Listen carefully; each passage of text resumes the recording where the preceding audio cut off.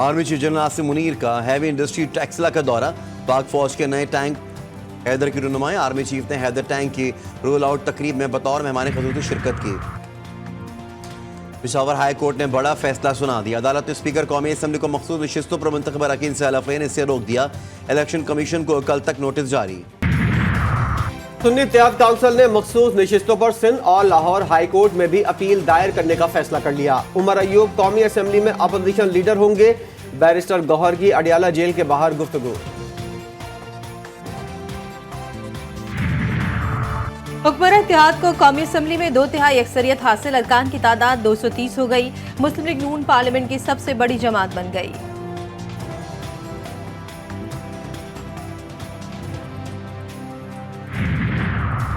सुन्नी इत्तेहाद council की नशिस्तों पर बंटवारा। नून लीग की तरजीही फहरिस्त में नाम खत्म हो गए, सीटें खत्म न हुई। पंजाब में कौमी असम्बली की खवातीन की 9 मखसूस नशिस्तों के लिए नून लीग से इजाफी नाम मांग लिए गए।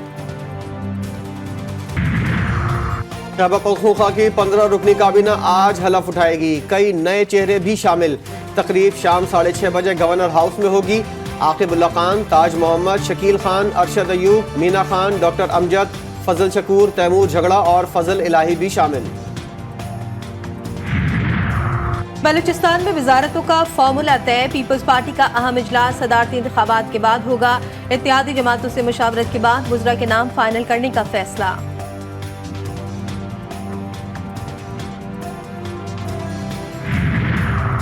वज़ीर-ए-आज़म का दौरा पेशावर। गवर्नर हाउस में तूफानी बारिशों और बर्फबारी के मुतासरीन को चेक तकसीम करने की तकरीब।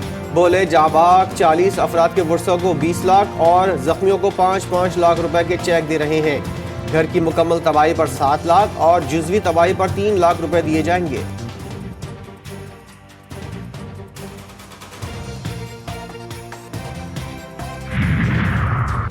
कराची और ठट्टा के दरमियान समंदर में डूबने वाली कश्ती में सवार 14 माहीगीरों को अब तक तलाश नहीं किया जा सका। रेस्क्यू किए गए 32 माहीगीर घर पहुंचे, बाकी का अभी तक कोई पता नहीं। तर्जुमान coastal media center Ibrahim Haidari Kamal Shah की वजाहत, लापता अफराद के वर्सा सख्त परेशान।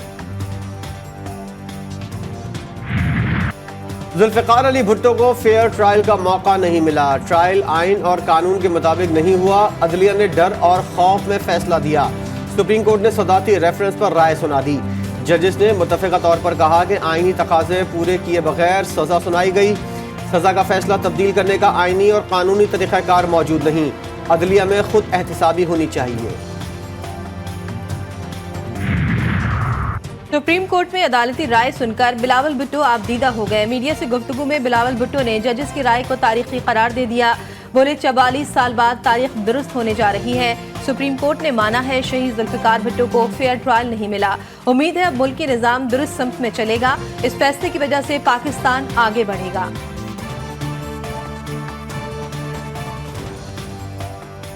अदालत ने ये बात माना है कि कायदे अवाम को फेयर ट्रायल नहीं मिला और अपने इब्तदाई कलमात में जुडिशरी ने ये वाज़ेह कहा कि हमें अपने माजी के गलतियों को दुरुस्त करने के लिए ये फ़ैसला सुना रहे हैं। पूरे 9 जज सुप्रीम कोर्ट ने बैठ के ये दलेराना अंदाज से कहा है कि हम ये तस्लीम करते हैं कि उसके साथ जिस कार्रवाई में जिसके जरिए उसको उसका फैसला हुआ वो नाक़िस था और ये बहुत बड़ी फतह है।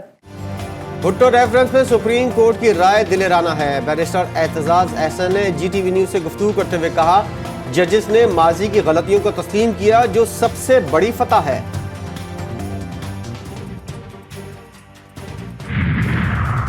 सुप्रीम कोर्ट की राय पर वज़ीर-ए-आज़म की पीपल्स पार्टी कायदीन को मुबारकबाद। शहबाज शरीफ ने कहा कि संगीन गलती के एतराफ़ से नई रिवायत कायम हुई। अदालती ज़्यादती को अदालत का दुरुस्त करना मुस्बत पेशरफ्त है। भुट्टो रेफरेंस में सुप्रीम कोर्ट की मुत्तफ़िका राय तारीख को दुरुस्त तनाजुर में समझने में मददगार होगी। और वज़ीर आला पंजाब मरीम नवाज की काबीना का पहला मरहला मुकम्मल। 18 वज़रा ने हलफ उठा लिया। अज़मा बुखारी वज़ीर इत्तलात, मरीम औरंगज़ेब सीनियर वज़ीर होंगी। KP का काबीना भी आज हलफ उठाएगी।